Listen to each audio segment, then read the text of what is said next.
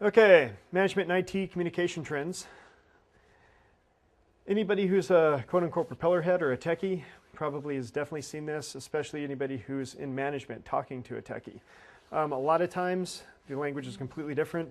Somebody starts blurting off acronyms from the IT side. The management face may go blank, same thing with the IT. When management starts talking budgeting, items like that, the IT guy usually eyes go blank.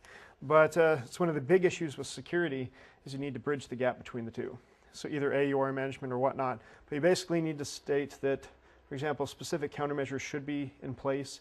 If not, you're accepting the risk, which could mean, worst case scenario, you go to jail and a huge fine. And sometimes that opens people's eyes when they say, hey, wait a minute, I can actually be arrested for this. Okay, they also do not understand each other's world. It's really hard for an IT person, especially in the security side, to understand that there's just not the budget for doing a specific countermeasure. They may say that, yes, this code needs to be fixed, there's an extreme vulnerability in it, but if other countermeasures are in place that mitigate the potential access or the exposure of the asset, then it could be, for management, they've accepted the rest of the risk. And so they may not fix it, at least in a timely fashion, because of the acceptance.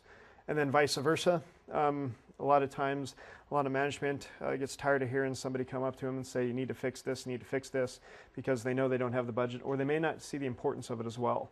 For example, good old directory transversals. That's an old one.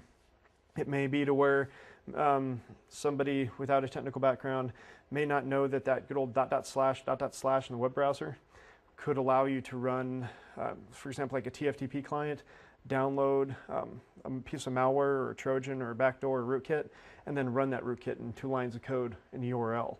So simply fixing that prevents somebody from backdooring the system or getting full system access. It's a relatively easy thing to mitigate.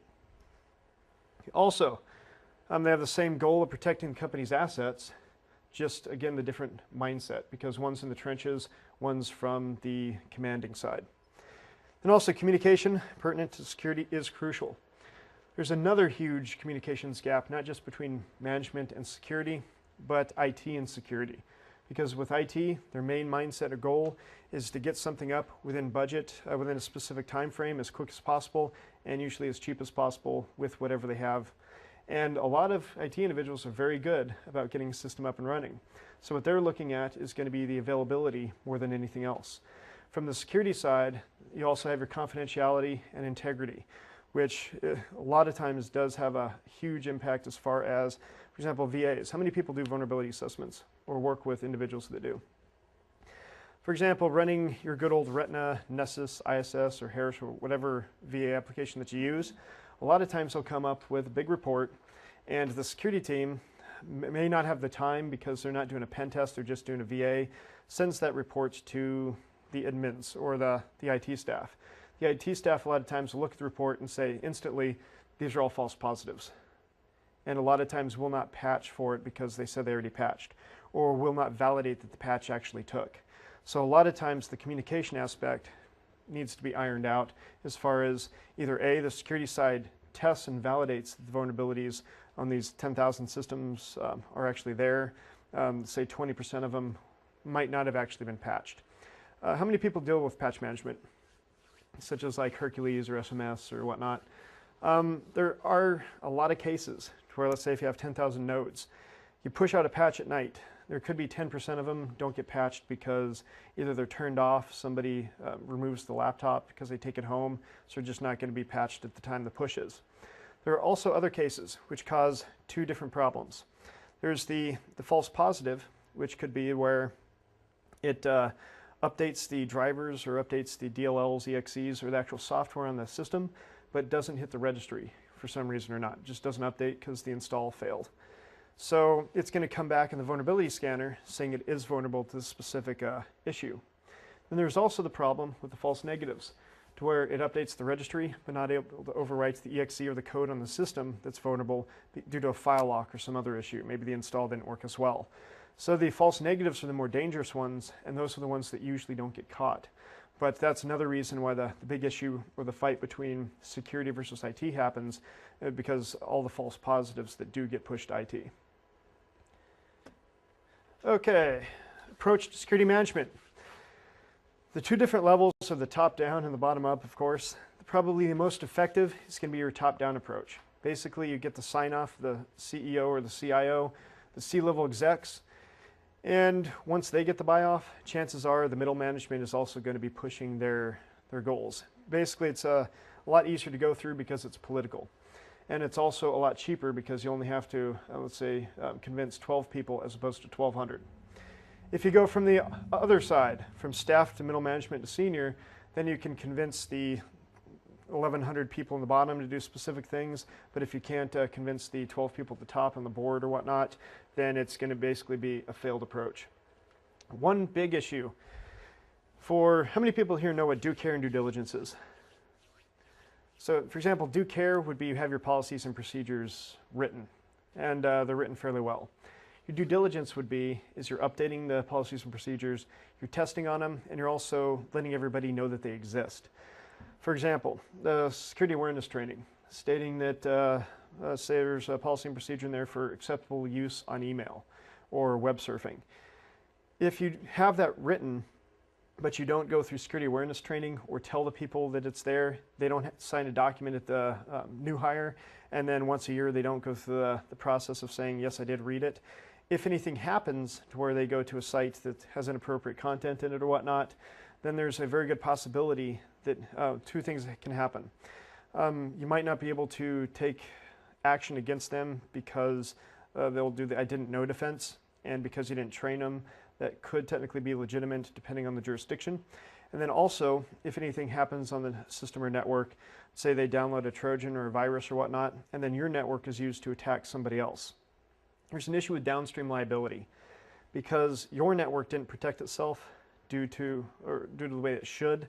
You attack somebody else because that other entity or the person that was attacked by your network can't really compensate the $10 million in loss from that 14-year-old that started the script kiddie scan or whatnot. They're going to come after the organization who physically touched them, which would be you. So that could be a big issue as well. Okay, organizational policy. This is management's directive on the role of security within the company. Usually it goes down to, once you have your policy in place, then that goes down to the baseline. As far as policy specifically states that you should protect customer information or customer data, then it goes down more and more granular, such as this is the technology that you're going to use to protect the data. This is the encryption scheme as well. Also, organizational policy is created to address business needs, laws, regulations, and standards of due care, which goes back again to due care and due diligence, which there will be a lot of push, and that's the biggest mindset for the CISSP as well, or one of the biggest, is that if you do not put security as part of a way of life within the development life cycle, then you are not showing your due diligence. And a good possibility you might not even be showing your due care. For example, again, back to the software coding, if you are writing by default and you're calling bad functions that you know are vulnerable to buffer overflows, if you do that as a part of standard business practice as opposed to using secure functions, then you are not showing your due care. So it could have an issue to where I know there's a push to have software vendors liable for a lot of the software problems that they have. That would basically mean percentage-wise. Back to due care and due diligence. If an organization is sued, if they're not showing their due care and due diligence, their penalties, their fines, and basically everything that's going to affect the organization is going to be a lot higher than if they have their due care and they actually do everything at the prudent man principle, which basically means at least at the same level as the average person or the prudent person within that same environment. Let's say if you are in a business with 20 people, you're not going to be held to the same standard if you're only making, let's say, $200,000 a year profit, than an organization with 20,000 people and you're making $20 billion a year profit. Because what you're going to be held to is the accountability for the same type of organization in the industry that you're in and the same general flow. If you are doing above and beyond what they are currently doing, then basically you're not really beyond reproach, but it's going to be a lot better for you in the long run as far as liability issues. But yeah, if you have your policies in place, but you don't follow them, then you, for example, you may only be 50% liable as opposed to 100%. And as far as policies, the trick is you have to push them consistently. So the people that are at the data entry level are going to have to be held just as accountable to people at the system admin level and the C-level execs. So if you have an internet acceptable use policy, if somebody's going to get fired at a lower level, then the same push has to be at the higher level of management as well. So if you don't, then you're not showing your due diligence, and there could be potential bite back. There's also issue-specific policies. Again, email use, internet use, intranet use. Does everybody understand the difference between internet and intranet? See, internet, of course, is the world's biggest extranet, but the internet is the network where everybody's really connected to in the world. The intranet is an internal internet. So it's going to have your web servers, such as FTP, email, items like that. And then it's usually a very small entity. Then there's what's called an extranet. An extranet is an intranet, but it has remote users, such as dial-up users, VPN users, anybody that's connecting in over the internet into your network. Then it's an extranet because it's a protected internal network. It's also system-specific policies. Concentrate directly on the use and maintenance of computers and devices. Okay, the different goals, there's regulatory, advisory, and informative. Regulatory ensures companies following sarbanes set by regulations and laws. Of course, you have your specific to the industry type.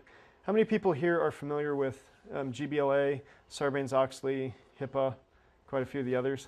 Again, depending on your industry segment, like FERPA, NERC, or whatnot, the majority of them are going to be relatively the same. For example, they're going to share 80% of the content between one to the other, and then it's the other 20% that's going to be very specific to that regulation and law.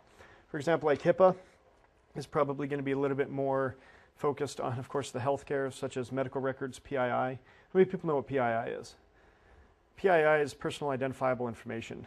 Again, depending on your industry segment, a lot of times if you have a PII spill, you actually have to report that to an upstream provider, such as like US CERT. How many people here deal with US CERT? US CERT is basically, it's a computer emergency response team that deals with basically anybody and everybody in the US. So if there's a huge incident, they're definitely somebody that is worthwhile sending some of the content to, such as IP addresses that attacked you and so forth. But they're also the primary cert for the .govs. Okay, also advisory. This outlines expected behaviors in a company and ramifications of not meeting these expectations. It's also informative, a tool to teach employees about specific issues and not really enforceable. Then how many people here deal with PCI? PCI, basically the credit card industry. Again, that's not going to be as much on the legal side as like Sarbanes-Oxley, which is part of Security Exchange Commission. Yep. But when it comes down to it, is if you don't follow PCI, you're going to get massive fines if you want to work with credit cards at all. So it's one of those issues to where it's more of a contractual problem. Then there's the good old ISO 27002. It's the updated, or the new 17799. It's an international standard.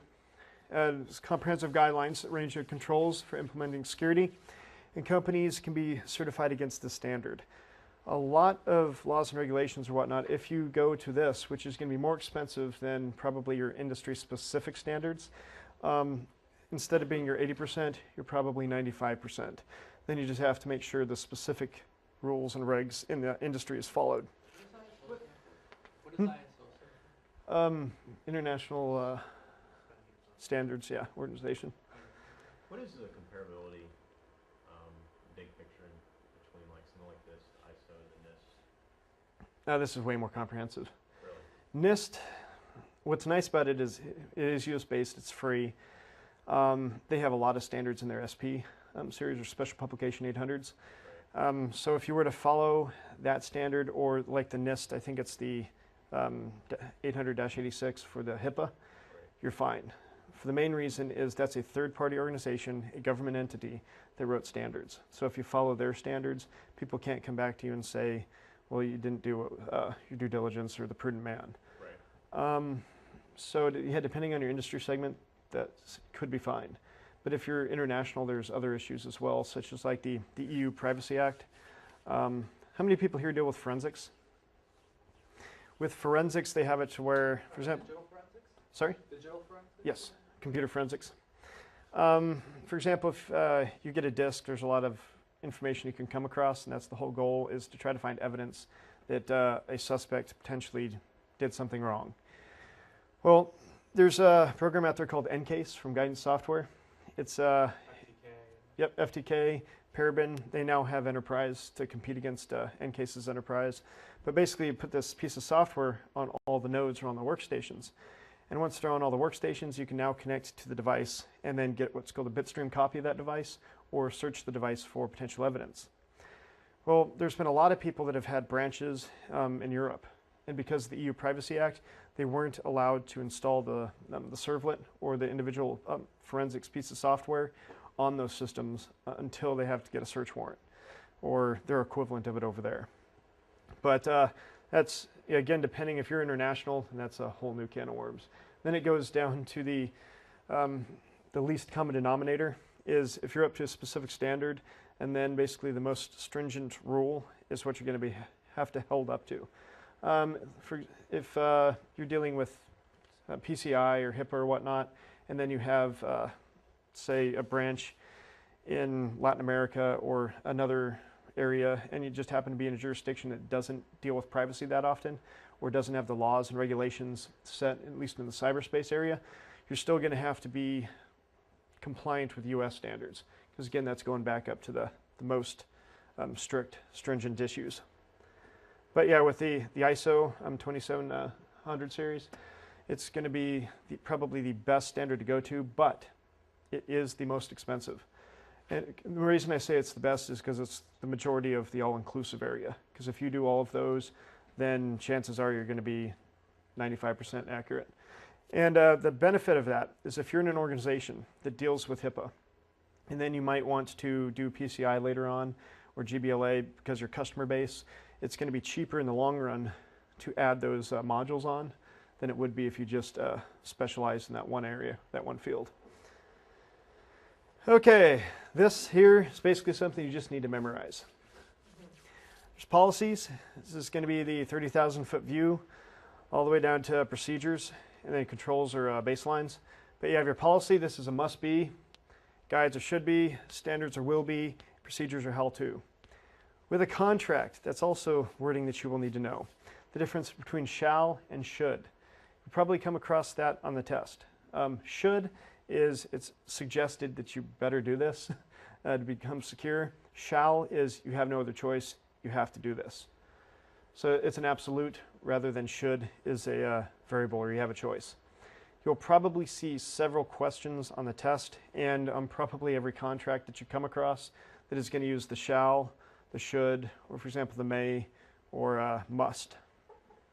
Because again, may is a variable, must is going to be the it's up to you.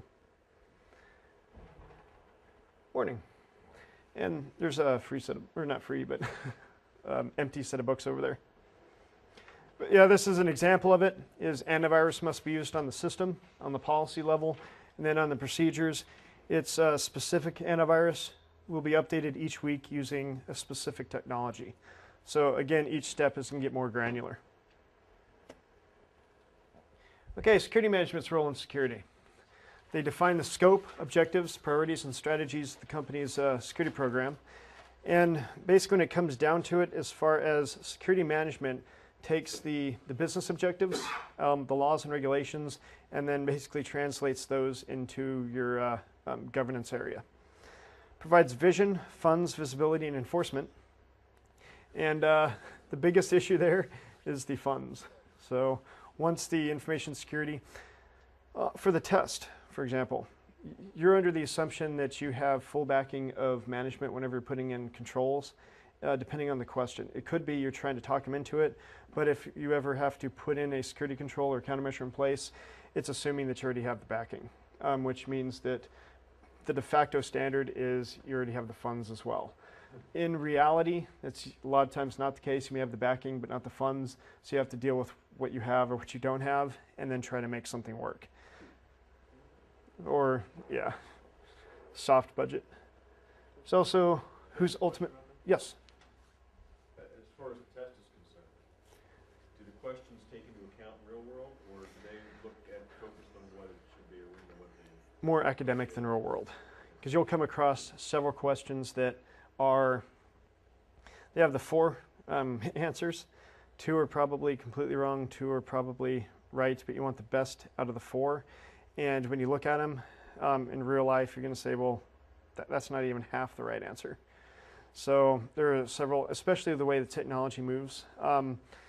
This is probably not going to be on the test, but for example, CPUs. This type of scenario or type of question would be, some modern CPUs can differentiate between code and data just by the way that they're written, for example, like soft CPUs or whatnot. But as far as a lot of the security tests will push is that they can't, and that's why buffer overflows still work. It's because they don't know the difference. The majority of the questions are going to be at the lowest layer of an item. For example, a firewall. It's probably going to be referring to a stateless firewall unless it specifically says a stateful firewall or a higher generation firewall. So what you're looking at from the test perspective, and I've seen this with the majority of the security tests, is a firewall is something that blocks IP and port traffic. So it's basically, it's a router with an ACL. Unless it specifically says a stateful firewall, which is going to be not only your ACL in there, but it's going to say, did the connection originate from the inside out? And if it did, is it within the timing scope? So somebody can't come back, let's say a day later, and get back off the same quote-unquote port or whatnot. But that's one thing to keep in mind is a lot of the stuff is academic and going to be at the lowest level of the device, such as a switch. That's going to be a layer 2 device. And if you're in networking, you know that there are layer 3 switches, but they want you again go back down to the lowest level, which is it's a layer 2 device. Okay, as far as security management, also without management support, efforts can be doomed from the beginning. So again, if you go from the bottom up, if you don't have their basically their say-so or their golden approval, then chances are things will fail.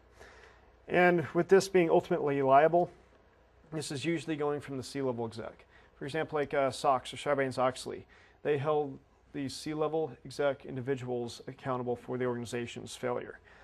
If somebody were embezzling money, it's probably going to go to the CEO and potentially some of the other C-levels and probably board of directors. So the owner of the organization is now a lot more liable for the ongoings of the organization than they were before Enron and WorldCom. Okay, security roles. Again, things you're going to have to memorize. There's your data owner. This is responsible for subsets of the data and data classification. That's the biggest thing to remember as far as the data owner. They're the ones that actually choose the classification of the data because they are the subject matter experts of the data. There's system owner, responsible for specific computer systems, which can be a data owner, but as far as definition, they're completely separate. So one individual can be both, but they are separated at that juncture. There's also data custodian, basically a data administrator, is delegated to maintenance tasks and required to implement and maintain controls provided to the security of that data. Then user, person that routinely uses the data for business tasks and work-related tasks. Okay, determination of value of data. How many people here know the difference between qualitative and quantitative value? So quantitative, you're going to look at quantity, quantitative.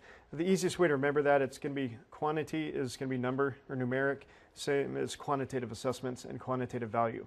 There's also what's called qualitative value, which is basically going to be opinion-based. It's going to be a bunch of people get in a room and they say, well, the customer database is this important to our company. We can't really put the real numbers to it because there are no real numbers, so it's going to be a best guess. And then the payroll, depending if it's like a once a month issue, so if you're paying everybody once every 30 days or whatnot, the value of it's going to be high, but if the system goes down, again, depending on the time of month it is, it may be where the payroll database might not have to be rebuilt or restored as quickly as the user accounts database, unless it's at the end of the month where everybody is going to get paid, and then that could be the first thing that has to be rebuilt, because a lot of people don't like to work if they're not getting paid. It's also classified information. Goes through here pertaining to the availability, integrity, and confidentiality issues per data set, assigns a classification to the data sets. Also, depending on the environment that you're in, a lot of people classify the data on how much damage it could do to the entity, the organization, or the company if their competitor gets a hold of the information or it leaks out to the rest of the world. Data breach. Sorry? The data breach. Yep. A lot of people say a Fortune 100 company loses specific data that's supposed to be FOUO. They might call that classified message spill because that's an FOUO information, or it could be trade secret information. The fun thing about trade secret is that if a trade secret information or data set gets into the public domain, it's no longer a trade secret because everybody gets to see it, download it. So the only person that can get in trouble for using that information or touching it is the person that released it from the trade secret area to the open domain. So that's a huge problem that a lot of organizations have faced as well. For example, like the Longhorn code that leaked out for Microsoft. That, of course, is trade secret because it's pre-compiled code. And as soon as it hits the internet, then everybody gets to look at it. So they probably had to change large portions of that. Okay, also decide on controls. Controls are implemented to protect the data at each classification level. Each classification level has specific handling procedures. For example, like if it's public information, you may be able to store it on any specific system. If it's for official use only or sensitive but unclassified, if you're like in law enforcement or government, it basically ends up being where you may not be able to release it to the public, but a lot of the security controls are still going to be almost as lax as public. Excuse me. Then there's private, or the PII, personal identifiable information. You may have to secure that in a lot different aspect than you would your just basic sensitive information, which means that I've seen a lot of organizations use filters through email and through data traffic, looking for specific things that could resemble a social security number, phone number, or health record information, and then rip that out of the email or block the email altogether. Okay, criteria items. You need to look at the usefulness and value of the information. If it's something you're using every day, such as a user account database or potentially even your customer database, it's going to be a lot higher on the qualitative scale. And then the value of the information as far as numeric would be basically back to the quantitative of saying that it's going to cost us, say, $1 million to rebuild the database. Not only the time it's going to take to physically rebuild it, restore it, or whatnot, but the time and the money it's going to take to go out and get the 20 million customers that we had in that database back into the new database. And then also the losses for not being able to do 100% recovery is also piled into there. Also, how long the information will hold this protection requirement. I know a lot of content or data is only good for, let's say, a year or 5 years. For example, the expiration date on credit cards. A lot of times those are only good for, let's say, 3 or 4 years. So if it's going to take 20 years to decrypt a data packet and they finally get it done in 20 years, by that time the credit card number's either already changed or at least the expiration date's changed. And if it's only the expiration date that's changed, that could be a problem because then you could probably brute force it on an online site. Okay, laws, regs. Laws, regulations, and liability responsibilities pertaining to the data. These are ever-changing, especially with financial crisis. There's a good possibility Sarbanes-Oxley may become a little bit more strict.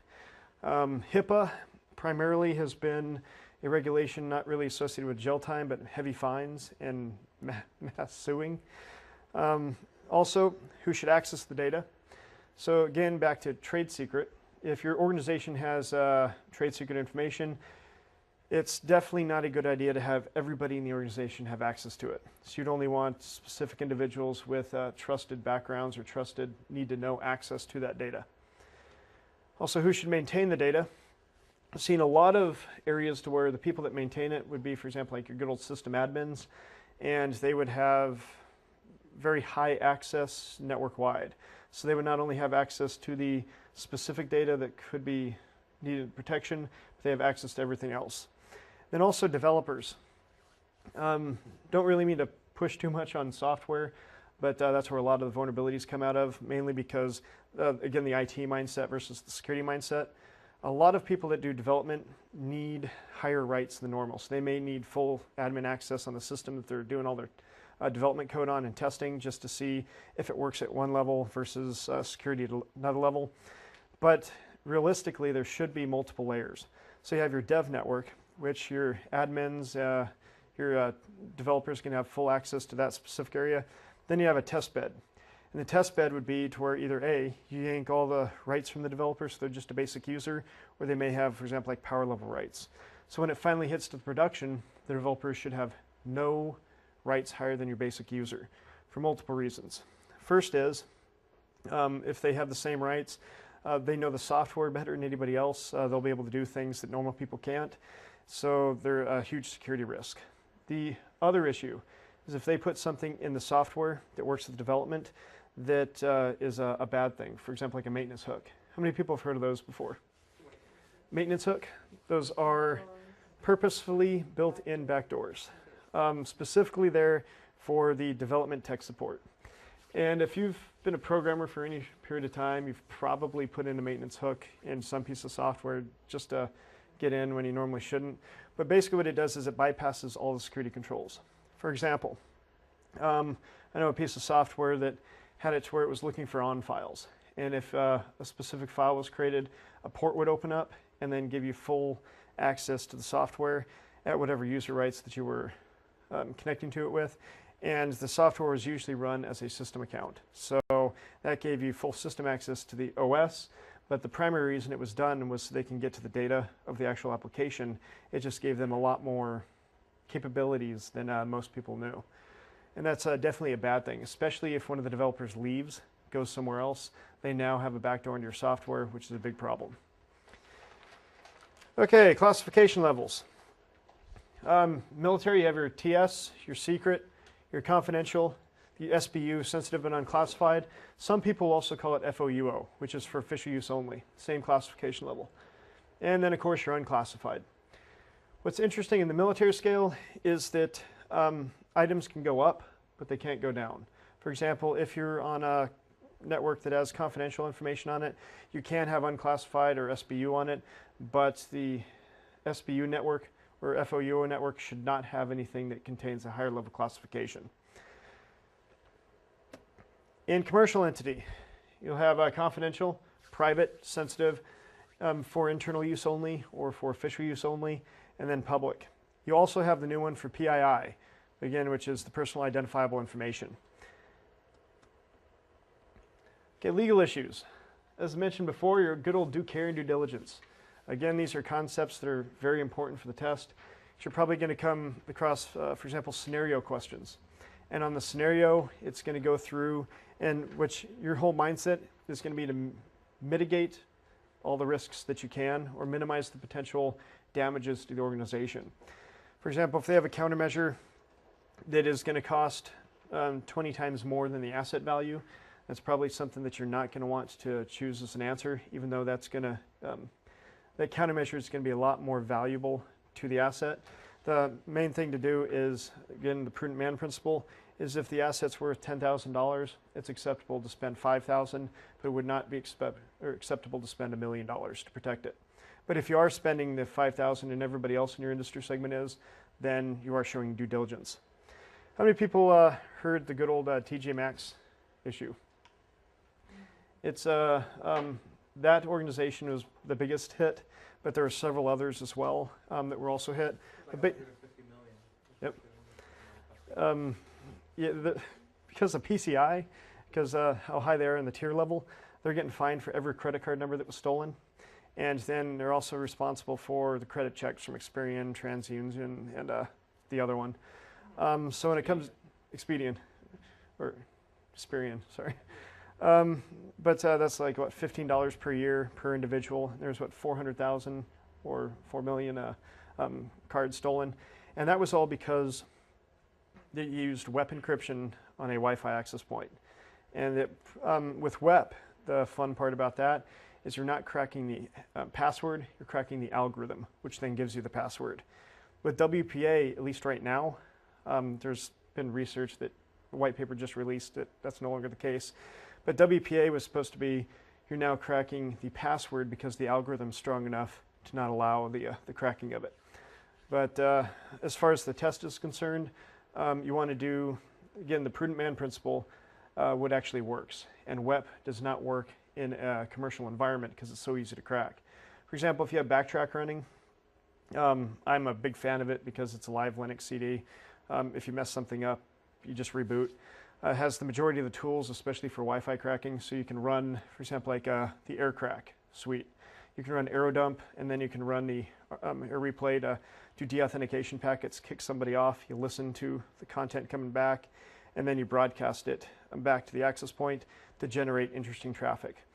With that, I can usually crack a WEP 128 in about 2 to 5 minutes, depending on if there's an access point connected to it. And in a commercial world, there's almost always at least one connecting to it. And with that being said, if they just went to WPA, it's going to be a lot harder to break in. But if you're at the known vulnerable encryption, then you're not showing due diligence. So if you get hit with it, you're going to get hit big with it. Okay, and then again, the due care is acting upon findings to mitigate risk, such as your policies and procedures. You're training people. Whenever you're doing your security assessment, you see vulnerable items, and then you either write down that you're accepting it, you're transferring it, or you're mitigating it. From the security individual standpoint, this is not really test related, but best practice is that always get everything in writing. So if you find a vulnerability, you always want to get it off your plate and then send it to your upstream provider, which is either management, it could even be board of directors, depending on how high you are. But always have it to where it is proven that they did get the warning. So if anything bad does happen, it doesn't come back to the security individual, because it's always going to come back to the security individual, because basically the InfoSec professional is the corporate scapegoat. Because if they didn't find something that they should have found, that could be a problem. But for example, if you're in a meeting and somebody's doing notes or dictation or whatnot, that's definitely a good place to bring things up if that's the form that it's designed to be. Because a lot of people have meetings with, for example, board of directors or the C-level execs, and then they go through, let's say, a situational awareness report as far as these are the incidents that have happened, these are the vulnerabilities that we found. Then once you get it off your plate and give it to the owners, they get to make the decision on, well, let's fix that, put a countermeasure to it, let's get insurance, so if we do get hit by it, it doesn't harm us, or just accept it because the cost is going to be too high. Okay, attack sophistication versus intruder knowledge.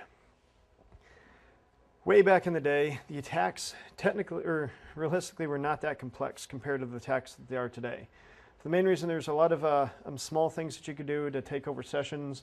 So it made it to where sophistication wasn't that high, but the attacker knowledge had to be very high to be able to exploit the systems. Recently, especially nowadays with all the patches and all the systems have evolved over time, the exploitation process is a lot more complex than it ever was before. Like session hijacking is a lot harder. The TCP stack, a lot of sequence numbers are a lot more random, so it's harder to do that as well. But there's so many scripts and tools out there that the majority of the hackers or criminal hackers will be able to download something off the net and then attack the system without knowing anything about the vulnerability, just knowing that somebody said that this does work, so they're going to try it. For example, there's a couple sites out there. How many people here have heard of packetstormsecurity.org? How about Milworm? WILW0RM?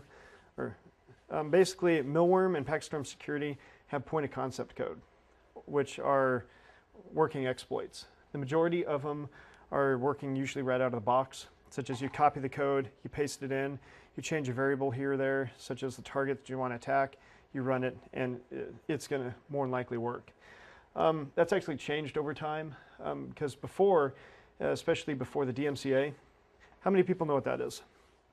By the end of the week, you will. The DMCA is going to be on the test more than likely as well. That's the Digital Millennium Copyright Act of 1998. That basically makes it illegal to circumvent security controls in software. It was primarily pushed by the MPAA and RIA, or the RIAA for the music industry, to prevent people from pirating movies, music, items like that. So what ends up happening is if you write a piece of software that will take a DVD movie, decrypt the VOB file, and then put it into an AVI, it's actually a bad thing. Same thing as reverse engineering. They actually have precedents that states the simple act of compiling the code is now securing the code. So if you reverse engineer it and find out what it does, then you're actually bypassing that security mechanism. With that being said, a lot of the people that do reverse engineering have now focused mainly on malware because most people will not claim copyright on malware or viruses or anything like that. So it's one issue to where there's still a lot of reverse engineers on the good side. Some of the reverse engineers, though, or security researchers, do their work and then just usually don't tell how they got to the answers. For example, reverse engineering security flaws for iOS or other operating systems or pieces of software. Some people were actually getting threatened to be sued and have actually been sued over the DMCA because they released they told the organization about the vulnerability, then the vulnerability basically puts a cease and desist order on them saying you're not allowed to tell anybody else about it, and if you continue to talk about it, we'll have you arrested or fined. So with that being said, there's a big push from people that are doing the responsible disclosure, which is telling the vendor, giving them 30 to 60 days to fix it, or time enough for them to put the patch, and then releasing the vulnerability.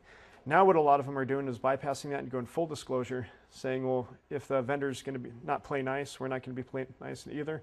So we're just releasing the working exploit code. Because in the past with the responsible disclosure, a lot of people have it where it's 85%, 90% working, and then you basically had to do your research on the vulnerability and know how to code to be able to fix it to work for your application. Now the majority of it works right out of the box or right off the website.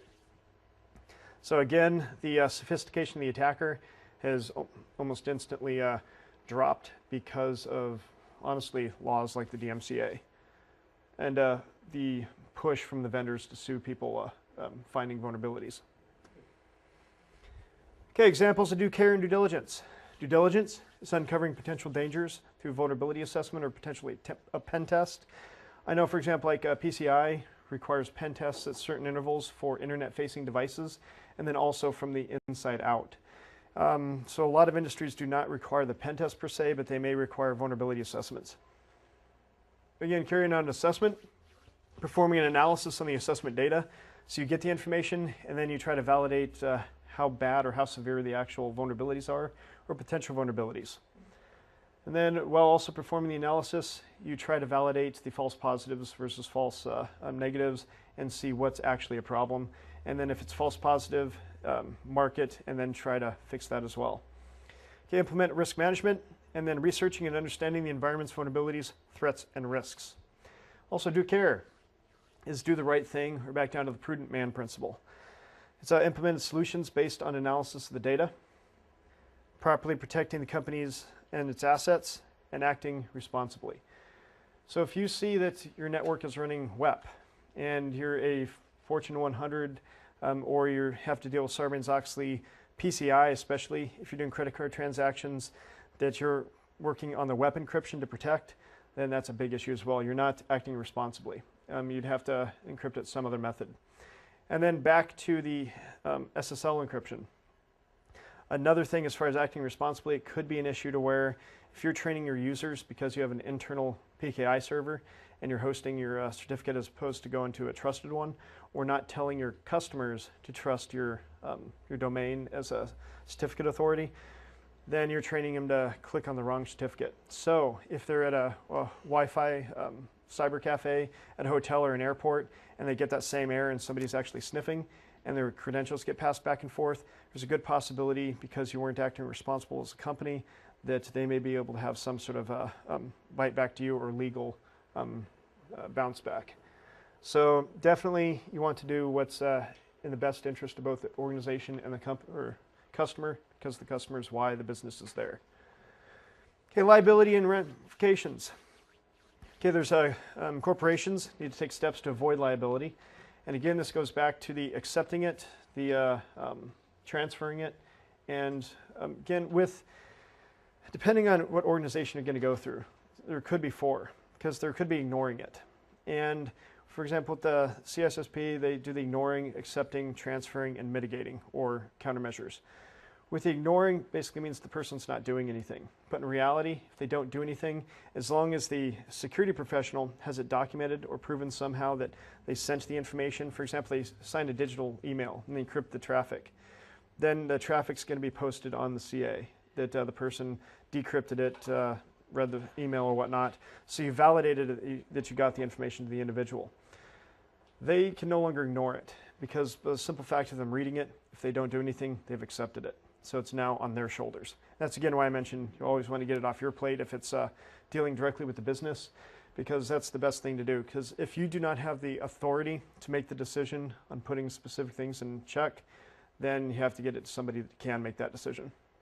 Of course, there's due care, due diligence. You can do everything right in due care, but still be half liable when it comes down to it because you don't do due diligence. And then again, the prudent person rule is performs duties that a prudent, responsible person would exercise in a similar circumstance. For example, if it's a hack in progress, if you're a 5-man shop, your responsibility or your actions will probably be different than if you're a 500-man shop. Because a 500-man shop may have the resources to change the traffic going directly to a honeypot and make it to where the attack's no longer hitting the actual server, versus a 5-man shop, probably the easiest thing to do is then put an ACL blocking the IP address or kill the traffic right then and there. So depending on your investigative capabilities and the mandates that you're under, it's all about the prudent man principle, or person, sorry. Okay, risk management and analysis. This is always a fun one. Managing risk is the biggest issue with management because, again, back to accepting it, transferring it, or whatnot, you want to make it to where the organization is not going to be adversely affected by potential vulnerabilities or risk. Adversely affected could be two different things. Somebody attacks your system or something disastrous happens and affects your profits.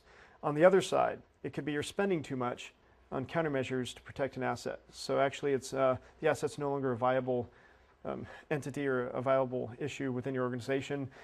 So that's the biggest issue with the management analysis. Is, again, you want to make sure that the countermeasures you have in place are not going to be more expensive than the asset value. Depending on your environment, though, that's another issue. I know that sometimes you do not have a financial value to the data because you don't own it, somebody else does, or another upstream provider determines the classification level of the data. So you have to be able to hold that data on your network, have everything up to a specific security posture. So when it comes down to it is that, again, with the risk management, you may not have the entire equation, but you just know that to be able to work with a specific organization, you have to be at a specific level. Such as, again, back to Sarbanes-Oxley, if you're a manufacturer with them or you deal a lot with them, a lot of times your connection to them and the entire node segment that deals directly with that organization may also have to be up to par with Sarbanes-Oxley. Okay, management, risk management, is reducing the risk to an acceptable level. Again, this basically means you cannot eliminate 100% risk. There's always going to be something out there, but you want to get it to the level where it's reasonably acceptable. So also risk cannot be eliminated, only managed. And another fun thing is it changes. There's a lot of things out there, again, back to exploitation, software. Risk management is very important there because what ends up happening is there's always something nobody thought about, especially on the development side that happens, like buffer overflows. That should have been thought about by now because it's been around for 20 or so years. It's been around for so long, it's going to be around for another probably 20 years. But the issue is that from a development side, the program's functioning just fine, but if they're not validating the variables going into the program, then from an attacker perspective, they can try to send up too much data, overwrite one variable into the second variable, into the third, until it finally overwrites the exact area they want to go into. So again, that goes back to the risk management, is if you have defense in depth or other things in place to where if that does happen, you're going to minimize the potential problems if this system is exploited that is going to affect other systems. One quote that I've heard is actually a simple, stupid quote, and you almost want to keep everything simple, stupid when it comes to security. Again, back to the people that may try to bypass it if it's too complex. They was thinking about every asset on your network should be untrusted. You should assume that it has been compromised whenever doing your security for a network. Because if you assume it's been compromised, then you put protections in place such as IPSs or IDSs, then as soon as it actually does get compromised, you can easily find it and it's not going to affect the rest of the network, the rest of the environment. Okay, analysis. An assessment to identify the gaps in the security posture, identify companies' assets, the value of the assets, also identify the assets' vulnerabilities and threats, or the reasonable vulnerabilities and threats, because again, a lot of them will not be publicly known. So what you're primarily going to do, for example, like with a website, look for things like cross-site scripting or SQL injection, but it could be something as simple as variable manipulation. That's another thing you should also watch out for, but other issues as well. Okay, calculate their associated risks, estimate potential loss and damages. For example, if the website is to a bank or to some sort of auction site, if the website goes down, that's going to cost the company an average of, let's say, $1 million an hour that it's down. So that's another thing to take in consideration. That's why a lot of services or entities will have distributed computing or basically grid environments to where they'll have a web server, let's say, for example, in California, one in New York, one in Florida, and then do load balancing. So people in that geographic area may be pushed to a specific server or a cluster of servers, but if one goes down, then it just hops over to the next server. So it minimizes downtime. And then, of course, provide solutions. With these solutions, the problem is, a lot of times, again, security people from a technical background will say, these are the solutions, you should do this one, period, but it's going to be the most expensive one. From the management perspective, they're looking at, well, you just gave me a list of 500 vulnerabilities or 500 potential risks. I only have this much budget. I need to basically spread it amongst the 500. So what are the other options? So sometimes you're not going to get the best option, but from a security perspective, you should probably get multiple. One's going to be probably the cheapest, potentially even open source or freeware. It may not do as well as a very expensive commercial product. So you have at least a low end, a high end, and hopefully a medium if you can.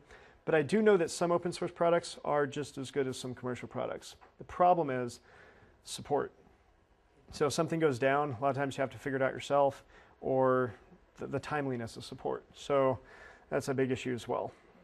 Not to downgrade to open source, because huge proponent of open source. But it also comes down to the people that are on your network or on the security side are going to have to be at a higher level, because the majority of open source, again, is going to be fix it yourself type scenario if you need something fixed immediately. But it's nicer to do code review. Okay, why is risk management difficult? Basically, you're trying to predict the future, things that the attacker is going to do. And that's what I really like pushing as far as like ethical hacking and things like that. Anybody who's on a security mindset, definitely suggest at least reading one book on forensics and potentially even hacking as well.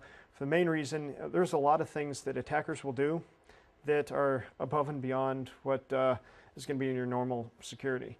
For example, your good old fuzzing. How many people heard of that before? Or fault injection? Basically, it's to where you send a lot of garbage data to an application. You're trying to find its weakness once it finally dies or crashes. It's a really easy way of finding buffer overflows in an application. If you don't at least do some sort of research in some of the ways that people attack, a lot of people say, well, made this application on the website, it's only accepting username and password. There are 24 characters. That's all I'm really looking at, is anything in that 24 character space. Instead of a fuzzing application, we'll go beyond the 24 characters and potentially even put, let's say, a 512 character string in there, and that's when it overwrites everything else and crashes. So again, as far as trying to predict the future, I definitely suggest going that route. Okay, incremental number of variables are hard to identify. And surmising all possible threats and providing solutions to them, also a big issue. Again, back to like threat modeling. Say a manager sees 500 vulnerabilities. A lot of times you have to think about it as of, okay, this vulnerability can be attacked with this medium, this medium, and this medium. So now you have 3 countermeasures that you're going to have to put in effect to protect against just one vulnerability. Okay, gathering data from many sources, dealing with many unknowns, And again, back to the defense in depth, if you have a good security posture with good depth or secure layers, you can actually make it to where if one item gets compromised, it's going to minimize the probability of the rest getting compromised. And then again, qualifying qualitative items. Again, the qualitative is not numeric, it's more of the opinion-based value of what an asset is worth. Okay, risk analysis objectives. Purpose of risk analysis is basically a tool used in risk management. It helps ensure the company's security program is cost-effective, relevant, and appropriate for real threats to the company. For example, if you have a web server internally and you do not have a single outside connection to the internet, the push for specific protections such as firewalls would not be probably pushed as hard as a system that has full access to the internet or all the users have internet access. Even though it's still important to have, but you may want to put more of your money and effort into issues that could be pushed off potential internal economic espionage or something like that, to where a disgruntled employee can damage the environment more so than an external employee. So again, the relevance is a big issue. Another issue is that there's no sense in protecting a network for Unix-based exploits or vulnerabilities if you don't have Unix systems on your network on that type of scenario. Also, appropriate for real threats to the company. Again, the internal is probably one of the biggest threats. How many people here have heard of the CSI FBI study? The CSI FBI study? Basically, they come up with this report about once a year, and they go through the amount of threats. And last year, they came out, and it was about 80% of the issues or incidents that happened were based because of internal issues, such as user error or disgruntled employees, things like that. Okay, putting together the team and components. Of course, there's risk analysis team. Should represent different departments of the company.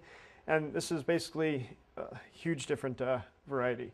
You need somebody from your security staff, somebody from your IT staff, somebody, for example, like financials, human resources, basically anybody and everybody that's going to be a big subsection of the organization. Because this goes back to the qualitative assessment. A guy with a propeller head again, security engineer, architect, IT guy, they're probably not going to see the payroll database as being as important as somebody from again, payroll or HR or other sorts of management, even though once they stop getting paid, then they're going to see it as a big issue. So it's a very good and a very important task to have a huge cross-section or diversity within your risk analysis team. Management will decide upon the team members as well. And a lot of times, again, other types of management, HR. Okay, tools of the trade. Automated tools require less repetitive data input. A lot of the automated tools out there for doing a basic VA or vulnerability analysis. For example, while doing your risk assessment, would be, for example, like your Retina, ISS, things like that. They're going to come up with a lot of false positives, but it's a relatively quick scan. You can run it overnight, preferably having somebody monitoring in case anything dies or goes down, which I have had happen a few times running Retina. And from a technical mindset, my issue is whenever I do a port scan, I like to do from 0 to 65535. Because if I'm going to put a backdoor in the system, I'll put it on port 0 or, yeah. I just thought I'd come watch. Okay. I never get to see this class. So. Okay. So with that being said, I actually scanned the entire range and took down switches and routers. So that's a finding and an issue with the architecture of the environment. Either the iOS was out of date or it wasn't configured properly with the throttling. What it comes down to, as far as a lot of the automated tools, the primary purpose is to get a lot of low-hanging fruit. You also have, you can run the same data through several scenarios, and also analysis is still a time-consuming issue. And so whenever you get through the items, then you have to basically validate or make sure everything's kosher.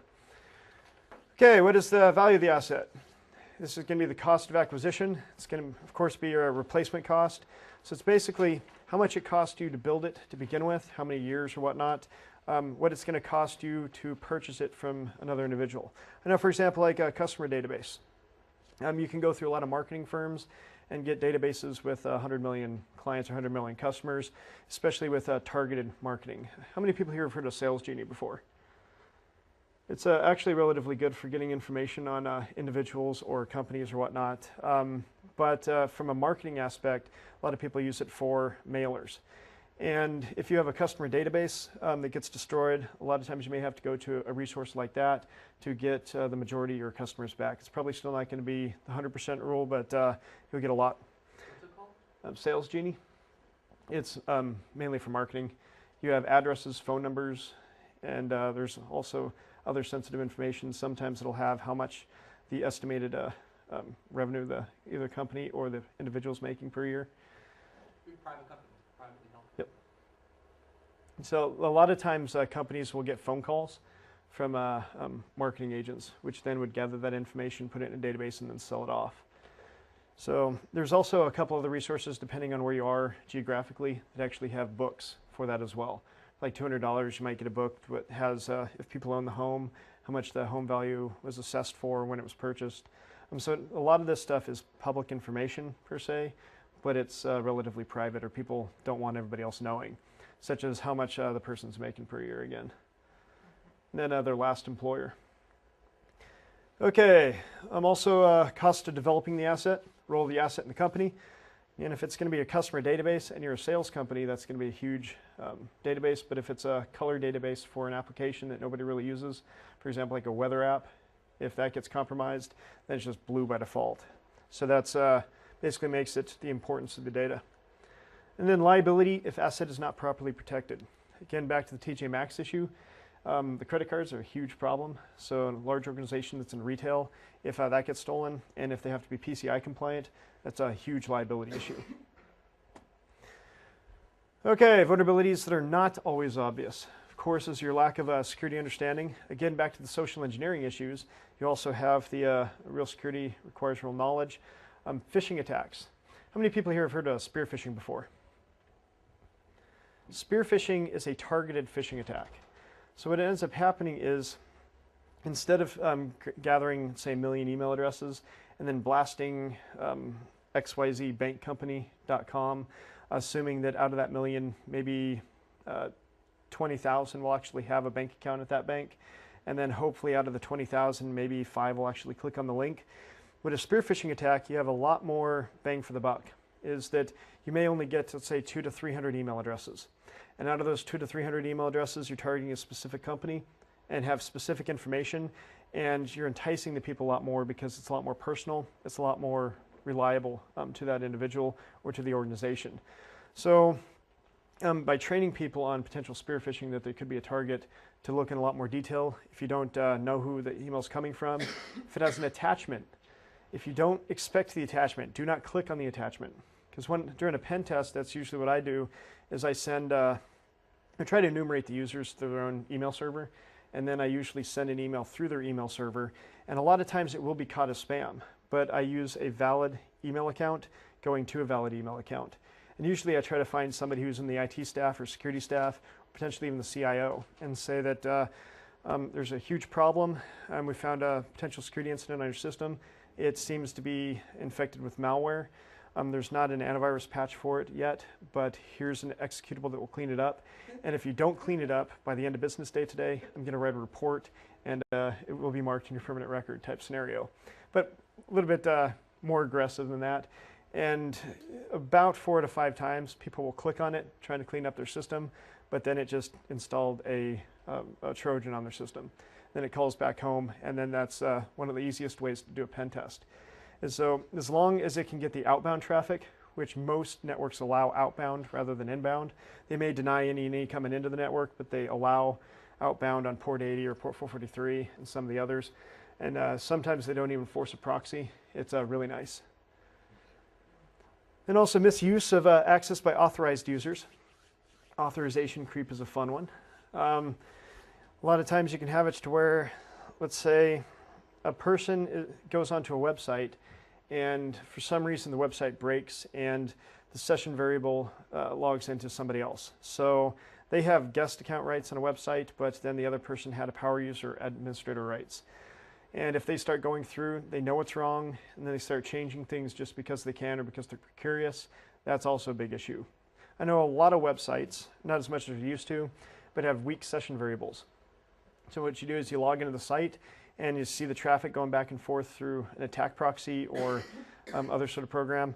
You can see the variable, for example, user ID equals 1351.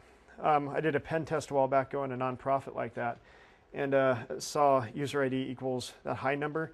And since I was authenticated through the system, what I ended up doing was changing it to 1. And by default, most databases, the first chronological record is going to be the admin account, or the person that sets up the entire website or the back-end database. So by default, logged in as that individual because they didn't validate the user after they were logged in. And there's a lot of problems out there like that. But again, that's authorization creep, concentration of responsibilities, or separation of duties. If you have somebody who's in payroll versus somebody who's in accounts payable or whatnot, they should not be on the same responsibility chain. And also, a lot of people will force individuals to take their full vacation at the same time. For example, if you have 2 weeks, they'll say, okay, if you schedule your 2 weeks, it has to be all in one chunk. So then they can put somebody else in their position to look for, and the benefit is the people usually don't know that they're putting in there for a security aspect, but if they see anything that's out of whack or that's not normal, such as specific things that just don't add up math-wise or whatnot, it's an easier way of finding out problems within the area, especially with embezzlement issues. There's also not being able to react quickly, a responsive team or procedures. I've also seen areas to where the problem about reacting quickly was it's not my responsibility issue. If it's a positive thing, some groups, if it's not specifically demarked, saying you're responsible for A through Z here, and on this side you're responsible through 1 through 9 on this area.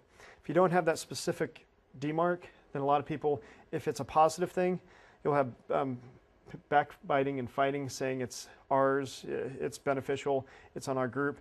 But as soon as that thing fails or something extremely bad happens, then both sides go, oh, that's not my responsibility. And then you have that lack of not only communication, but it's now down while it's being exploited, or the system's having an issue. Lack of communication structure and lack of ways to detect fraud.